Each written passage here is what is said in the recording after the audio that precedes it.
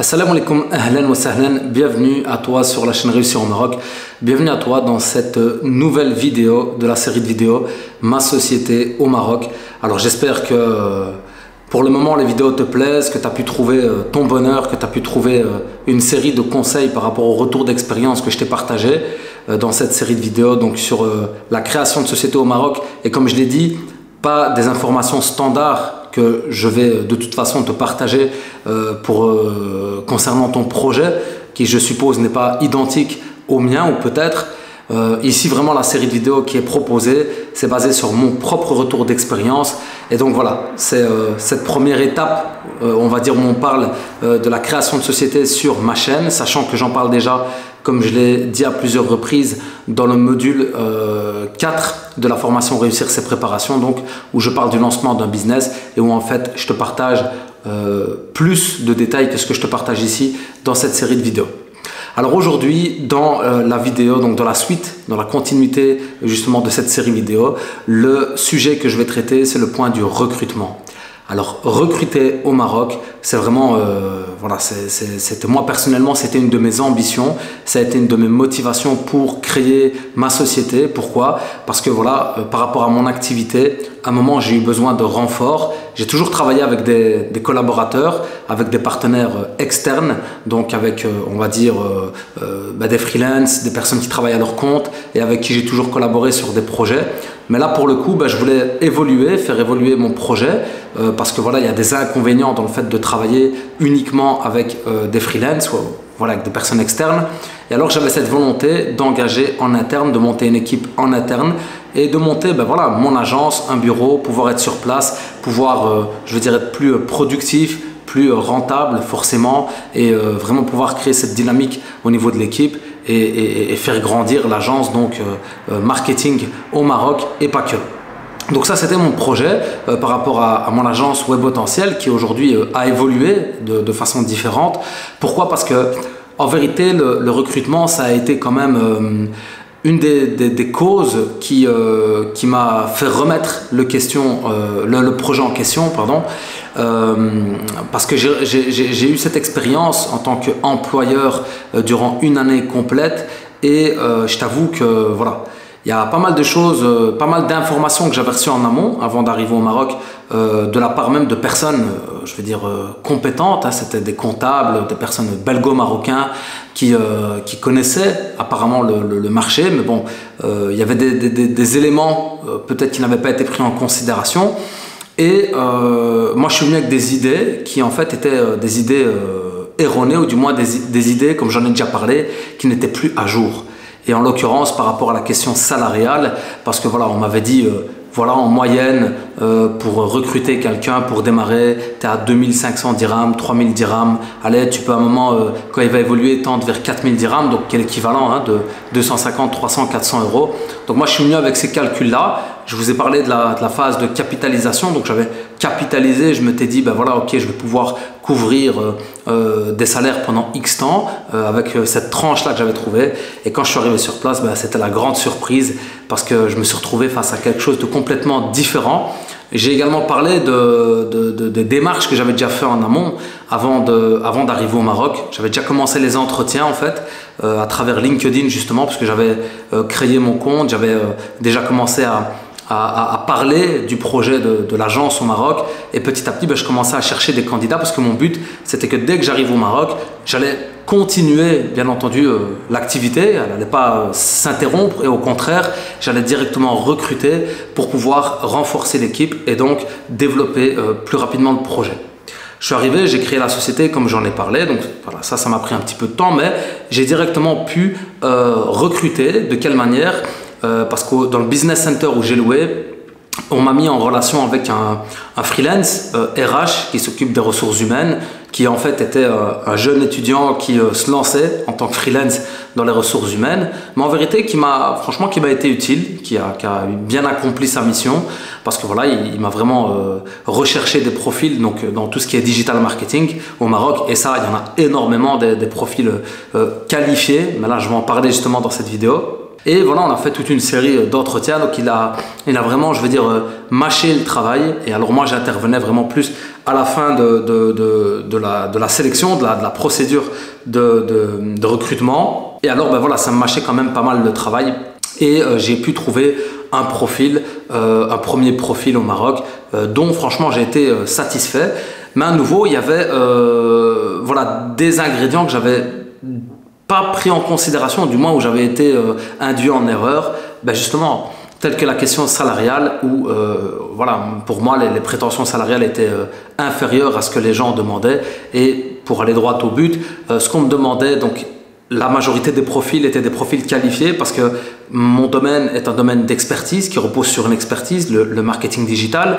Donc ici, les jeunes font beaucoup d'études au Maroc, tout ce qui est master, tout ce qui est même doctorat, etc. Donc voilà, la jeunesse marocaine, elle est vraiment habituée à aller loin dans les études. On va dire c'est culturel aussi.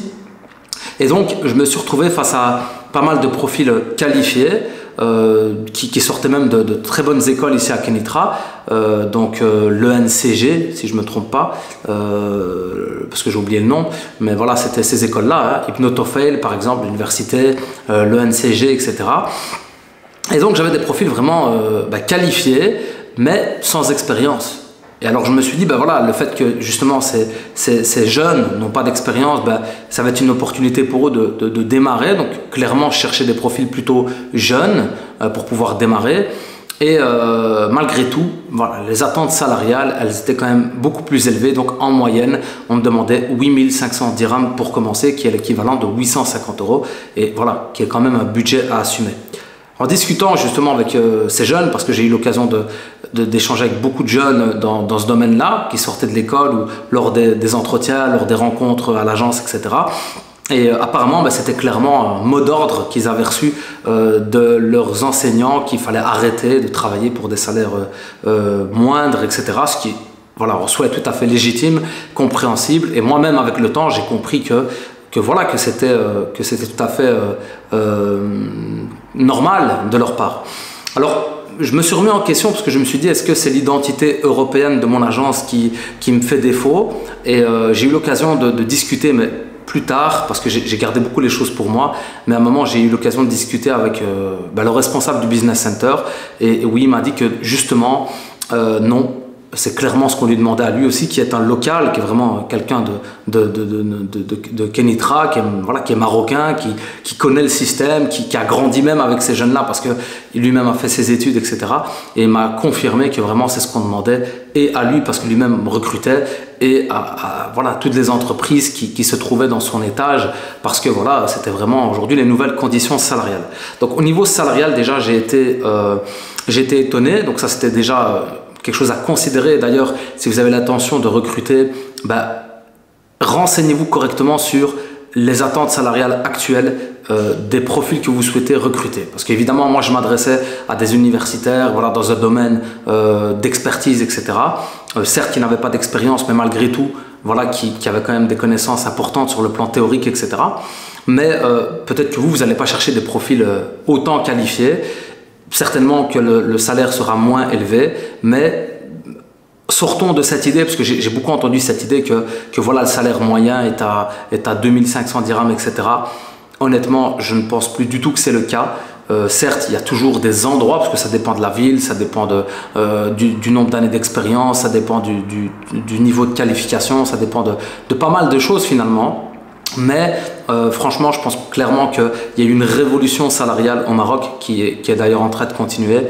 Et je pense que les choses sont en train de changer. Donc, détrompez-vous. Si vraiment vous venez avec ces idées-là, informez-vous correctement sur le niveau salarial des profils que vous souhaitez recruter par rapport à votre secteur, par rapport à votre domaine, par rapport aux profils recherchés.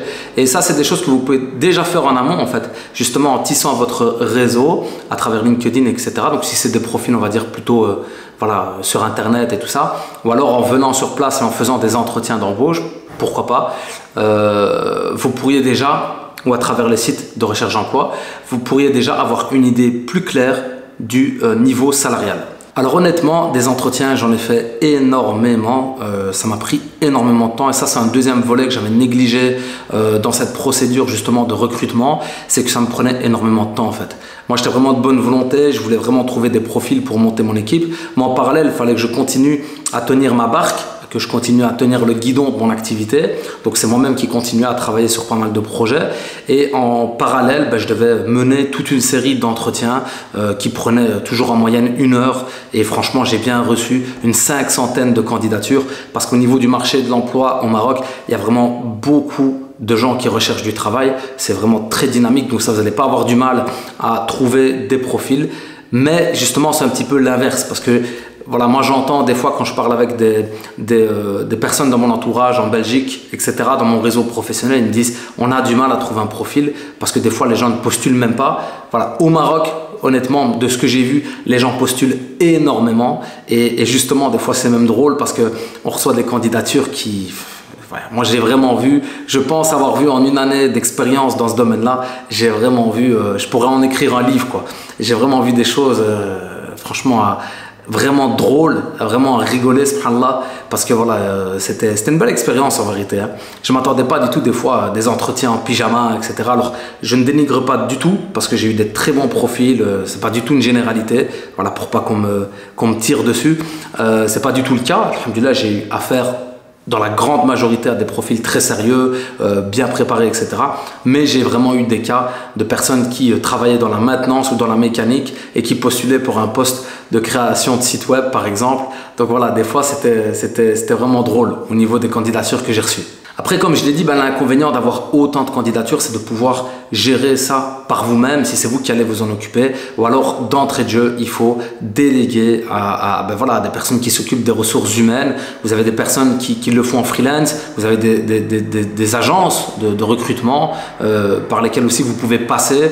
Et après, vous avez des organismes d'insertion professionnelle également, dont je vais vous parler, comme l'ANAPEC, etc., par lesquels vous pouvez passer aussi. Et donc moi j'ai dû un petit peu à un moment, j'ai essayé de déléguer ces recrutements. Ça n'a pas été évident. Et petite parenthèse, c'est un projet qui pourrait être très intéressant au Maroc si vous souhaitez vous spécialiser dans ce domaine parce que c'est vraiment, comme je vous ai dit, il y a beaucoup de mouvements au niveau du marché de l'emploi. Ça peut vraiment être quelque chose d'intéressant à développer si vous êtes qualifié ou du moins passionné et vous avez des compétences dans ce domaine. Donc au niveau de tout ce qui est ressources humaines. Mais voilà, pour ma part, j'ai dû faire pas mal d'entretiens par moi-même et à un moment, bien entendu, j'ai adopté des réflexes parce que ça devenait répétitif et j'ai commencé à prendre de l'expérience très rapidement là-dedans et directement aller à l'essentiel parce qu'avant, je passais 1 heure, des fois 2 heures avec des candidats qui, à la fin, ça n'allait pas quoi. Parce que soit les attentes salariales étaient trop élevées, soit il y avait quelque chose qui bloquait quoi. Il n'y avait pas que le niveau salarial, il y avait des choses qui bloquaient. Étonnamment, et à nouveau je ne fais pas de généralité, je l'ai beaucoup signalé avec les profils, les candidats que j'ai eu dans mon bureau. J'étais étonné aussi de la disproportion entre le niveau des fois de qualification et les aptitudes. Vraiment la capacité à s'intégrer dans l'entreprise, dans l'agence et même je veux dire au niveau des réflexes, au niveau des affinités des fois avec le domaine dans lequel les personnes peuvent être qualifiées. Pourquoi? Parce qu'à niveau il y a beaucoup cette culture d'étudier. Mais je pense que comme en Belgique, comme dans le monde entier, l'orientation professionnelle, elle n'est pas toujours top. Et ce qui fait que des fois, on se retrouve avec des profils très qualifiés parce qu'il y a cette culture de l'étude, mais où en fait, on va se retrouver avec des personnes qui peut-être ne connaissent pas du tout le domaine ou des fois même qui ne sont pas du tout passionnées. Et honnêtement, des fois, c'était une minorité à nouveau. Je me suis demandé, mais comment est-ce que ces personnes ont pu avoir un master en marketing digital? Parce que voilà, il y avait vraiment des éléments alarmants par rapport à ça. Donc, ça veut dire que ne pas se fier non plus à 100%, comme je l'ai dit, au profil américain là, sur LinkedIn, tout en anglais, machin, je suis un master, ceci. Voilà, ça, il faut être vigilant par rapport à ça et ne pas se fier au CV, au beau CV qui est bien travaillé, qui est bien préparé. Des fois, en plus de ça, CV qui sont sous-traités à des imprimeries qui s'occupent de refaire les CV et de leur, même de faire les emails, etc. Donc, des fois, c'est même pas les personnes qui postulent elles-mêmes. Je vous ai dit, j'ai vraiment vu tout. Donc, aujourd'hui, alhamdoulilah, j'ai pas mal de conseils à partager là-dessus. Je ne vais pas tout partager ici. Mais voilà, ici, trouver un profil, honnêtement, ça n'a pas été chose simple. Alhamdoulilah, il y a possibilité. Je pense qu'à un moment, il faut descendre le niveau d'exigence aussi et essayer d'aller vers quelque chose de très concret, très rapidement, et peut-être essayer de se mettre moins d'idéaux, si c'est bien comme ça qu'on dit, de moins idéaliser la chose, comme ça a été mon cas. Et puis y aller, quoi, essayer de faire tourner un petit peu la machine, comme on dit. Et alors ben voilà, ça va influencer les contrats, parce que souvent même les jeunes demandaient des CDI directement, au minimum des CDD. Les contrats de stage, ben, c'était accepté, mais maximum 3 mois.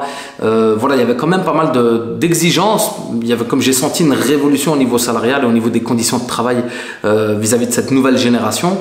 À nouveau, que je respecte, hein, vraiment, on n'est pas là pour dénigrer, hein, parce que j'étais mal à l'aise aussi à l'idée de faire l'Européen qui venait pour avoir de la main-d'œuvre bon marché. C'était pas du tout ma volonté. Il y avait vraiment une volonté de monter une équipe sur place et de contribuer au développement du pays à ma modeste échelle par le biais de la création d'emplois. Donc voilà, je n'étais pas venu avec une idée de supériorité, pas du tout. Allah, il en est témoin. Mais voilà, j'ai quand même été surpris quand même par rapport au niveau d'attente. Donc des exigences par rapport au type de contrat, mais ça à nouveau, il n'y a pas de secret. Je veux dire, on ne peut pas mettre quelqu'un sous CDI directement alors que la personne n'a pas fait ses preuves. Ça me semble tout à fait logique. Après, il y a des contrats qui sont vraiment des contrats avantageux pour les employeurs et qui en vérité sont avantageux aussi pour les personnes qui souhaitent véritablement travailler et véritablement vite s'insérer dans le milieu professionnel. À travers des organismes comme l'ANAPEC, qui sont en fait des organismes d'insertion professionnelle, d'aide à l'orientation et à l'insertion professionnelle. Voilà, c'est souvent des profils peut-être qui sont moins qualifiés, parce que voilà, les profils qualifiés, en fait, l'ANAPEC, malgré, je veux dire, le travail important qu'ils fournissent, malgré tout, traînent un petit peu une réputation de « j'ai fait des grandes études, je ne vais pas passer par l'ANAPEC, je vais directement trouver un bon poste ». Donc il y a un petit peu ces idées-là autour de l'ANAPEC. Donc c'était pas spécialement bien réputé au niveau des personnes qualifiées. Et aussi les contrats ANAPEC qui sont des contrats vraiment avantageux puisque ça octroie en fait des exonérations de charges sociales pour l'employeur durant 12 ou même 24 mois des fois. Donc c'était vraiment intéressant de pouvoir recruter par le biais de l'ANAPEC. Mais à nouveau, voilà, les profils sont, comme j'ai dit, moins qualifiés. Mais voilà, si vous avez moins d'attente au niveau des qualifications, ça pourrait très bien faire l'affaire. Et c'est très bien parce que c'est vraiment un intermédiaire qui aide aussi l'employeur à mettre sous contrat des employés, donc des ouvriers. Et voilà, c'est vraiment, voilà, c'est plus pour les profils ouvriers qu'employés, je dirais. Je pense en tout cas de ce que j'ai vu. Mais voilà, il y a des organismes comme ça qui existent, que c'est bon à connaître. Il faut aller s'enregistrer en tant qu'employeur, faire déjà les démarches dès que vous créez votre société. Voilà, comme ça, vous pouvez vous inscrire sur le site et partager des offres d'emploi. Alors bien sûr, il y a tous les sites d'offres d'emploi. À nouveau, vous partagez une annonce, vous recevez 200 candidatures d'un coup. Voilà, après, ça dépend bien entendu de ce que vous proposez. Mais tout ça, c'est à prendre en considération parce que ça a géré. Moi, je me suis dit, je vais aller déposer mes annonces partout.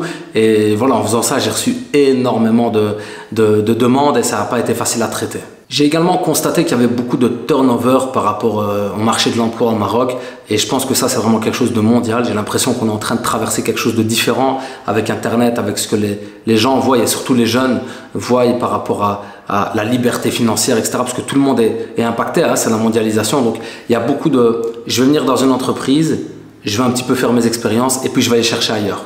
Et comme on me disait déjà, moi, quand j'étais salarié en Belgique, l'herbe n'est pas plus verte ailleurs. Donc ça, c'était vraiment quelque chose de connu. Et j'avais déjà parlé de ça avec des managers que j'avais eu en tant que salarié en Belgique, qui me disaient qu'aujourd'hui, la fidélité en entreprise, elle est vraiment de plus en plus difficile, comme la fidélité dans la vie de manière générale. Et ça, c'est vraiment quelque chose que j'ai ressenti.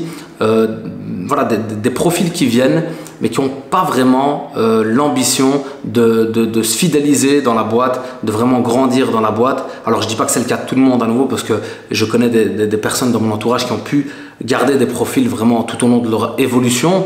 Donc ça existe très certainement, mais voilà, j'ai quand même remarqué qu'il y a vraiment ce principe de turnover où vraiment les gens viennent quelques mois ou des fois 1 an maximum et puis recommencent ailleurs. Et je l'ai vu même dans des entreprises voisines où j'avais mon business center justement. Et j'ai vu que c'était vraiment un phénomène qui était très fréquent. Automatiquement, il va falloir s'adapter alors. Il va falloir s'adapter à nouveau par rapport à vos attentes, par rapport à vos ambitions au niveau des profils que vous allez recruter et mettre en place un système justement peut-être plus dynamique qui va s'adapter justement à ces réalités aussi du marché, quoi. Alors je terminerai avec les offres de stage. Les stagiaires, j'ai reçu énormément de demandes et je continue à en recevoir de jeunes, à nouveau étudiants qui souhaitent faire des stages. Là, je vais donner très rapidement un petit peu un point de vue. Alors effectivement, c'est valorisant et c'est aussi un des buts quand on vient au Maroc et qu'on souhaite développer un projet et participer au développement du pays. C'est extrêmement valorisant et méritoire de participer, on va dire, au projet de fin d'études d'un jeune. Et alhamdoulilah, moi j'ai eu un stagiaire par exemple avec qui j'ai vraiment tissé vraiment une très bonne relation. D'ailleurs, s'il voit la vidéo, il se reconnaîtra et je lui passe un grand salam. Et où je m'entendais très bien avec et qui est venu, qui a fait son projet, qui a réussi ses études. Donc c'était vraiment valorisant à ce niveau-là. Mais après, à nouveau, je pense que je me suis fait un petit peu avoir au niveau de l'acceptation des stages parce que souvent les stages ne sont pas rémunérés à nouveau. Donc on se dit, je vais prendre des stagiaires, ça va être un renfort. Et voilà, un stagiaire, il faut clairement s'occuper de lui, il faut clairement l'assumer, il faut pouvoir être à sa disposition, il faut pouvoir le superviser. Et à nouveau, si vous êtes en plein lancement, moi personnellement, refaire, c'est pas quelque chose que je referais. Parce que clairement, un stagiaire, c'est bien quand vous avez quelque chose de stable, que vous avez une équipe qui est montée, que vous avez par exemple un stagiaire qui va venir en renfort par rapport à je sais pas, quelqu'un, par exemple un web développeur. Il va avoir un stagiaire à côté de lui, il va lui montrer un peu ce qu'il fait et il va essayer de lui déléguer certaines tâches. Et vous, dans un sens, vous vous occupez pas de ça parce qu'il y a déjà son parrain de stage et ça fait l'affaire. Voilà. Moi, j'étais en plein lancement, j'étais en pleine phase de stabilisation de l'agence et j'étais très vite dans l'acceptation des stages. Et puis à un moment, j'ai dû freiner parce que je me suis dit, non, c'est juste pas possible parce que ça prend énormément d'énergie. À nouveau, c'est pas...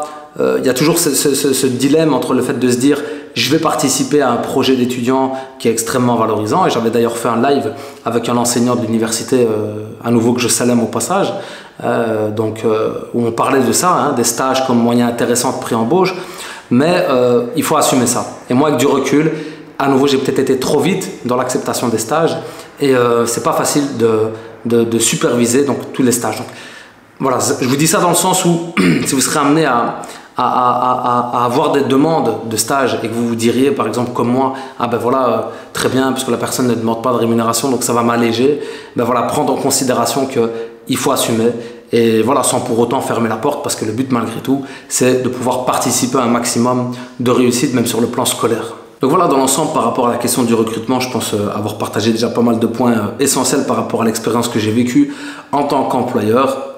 Il y a beaucoup d'anecdotes que j'aurais voulu vous partager, mais dans cette vidéo, ça va être très long, donc on aura peut-être l'occasion d'en parler une autre fois ou quand on se rencontre, Inch'Allah, au Maroc, lors d'un événement ou autre. Mais voilà, franchement, j'ai vécu une belle expérience à ce niveau-là. J'ai pris des décisions par rapport à mon projet, par rapport à mon équipe. Et aujourd'hui, j'ai basculé vers des solutions télétravail, des solutions en ligne, à distance, où il est plus nécessaire de se déplacer au bureau parce que on tend vers justement une société de plus en plus dématérialisée. Et moi, dans mon domaine, je suis en plein dedans, donc dans le digital, et j'ai basculé vers ce type d'organisation, donc vraiment virtuelle. Et c'est quelque chose que je suis encore en train de mettre en place. Donc je suis en plein dedans. Et je pense clairement que ça peut être une solution intéressante. Donc voilà, j'ai appris de ces expériences-là. C'est le but aussi de vous les transmettre.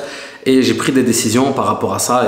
Et honnêtement, voilà, quand j'ai rétrogradé parce que j'ai senti que c'était un petit peu prématuré, ça m'a fait beaucoup de bien aussi. Ça a été une charge en moins parce que recevoir des personnes dans un bureau, à nouveau, c'est une responsabilité.